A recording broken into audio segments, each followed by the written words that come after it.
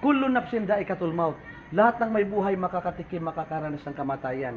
Inna lillahi wa inna ilaihi raji'un. Ang Diyos ang namamahala sa atin at sa Kanya tayo magsisipagbalikan. Wa inna illa rabbina lamunqalibun. Talagang-talaga sa Panginoon tayo ay magsisipagbalikan. Sinabi ng Allah subhanahu wa ta'ala, kapatid, na walladina amanu wa amilus salihat ulaika ashabul jannati hum fiha khalidun. Sino mang sumunod sa Diyos, sa Allah, at gumawa ng kabutihan, siya ay maninirahan sa paraiso, mananatili tayo roon magpakailanman. Ibig sabihin, ipagbabawal sa atin ang impyernong apoy. Ngayon, paano ba tayo magkakaroon ng kasiguradong kaligtasan ng ating kaluluwa? Simple lang.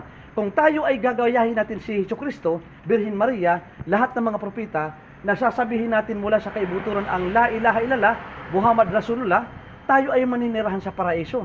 Ipagbabawal sa atin ang impyernong apoy. Kaya bago ako umalis, nais ko kayo ay ayayahan, anyayahan. Nasabihin natin ang ginawa ng mga propeta. Sabihin natin ang sinabi nila. Sabihin natin, asyhadu an la ilaha illallah wa asyhadu anna Muhammadan abduhu wa rasuluh. Ikaw lang muna, kapatid. Sabihin mo, asyhadu, ganyan ang kamay.